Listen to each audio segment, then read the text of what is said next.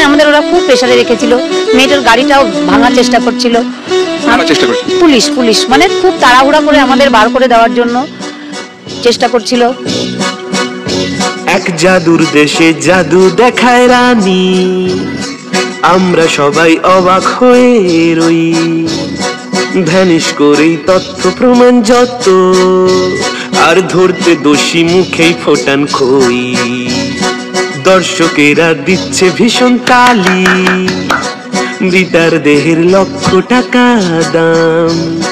রানীর সভায় পোষ্য নামি দামি, মৌন মিছিলে তারাই লেখায় নাম। চোখে জল ফেললো, শোভা পায় না। আমরা সবাই সত্যিটা সব জানি, সাদা মানে রংটা ভীষণ ভালো, যত শত তারই প্রতীক্ষা জোরানি। ময়লা লেগে সাদা শাড়ি কালো, তুললে আওয়াজ ধরবে গলা টিপে, বাঁচবে যদি চুপটি করে থাকো। খুঁজছে বিড়াল মাছের খুনিটাকে, ওদের ওপর আস্থাটুকু রাখো। আমি চাই পুলিশ যত তাড়াতাড়ি সম্ভব দোষীকে গ্রেফতার করবে।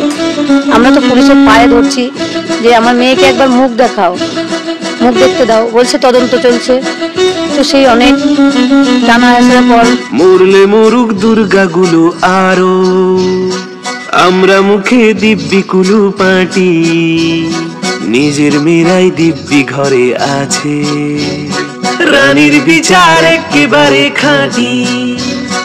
আর কতদিন দেখবে জাদুর খেলা, এবার তোমার প্রশ্ন করার পালা। বুঝবে যেদিন রানীর কারসাজি, বুঝবে সেদিন মানুষ আবার জ্বালা। ব্যাস আবার রানী দেখাবে সেই জাদু, আমরা সবাই মুগ্ধ আগের মতন। বাঁচবে দোষী আয়েশ করে সুখে, আর উমার দেহে বাড়বে কেবল ক্ষত। আবার রানী দেখাবে সেই জাদু, আর উমার দেহে বাড়বে কেবল ক্ষত।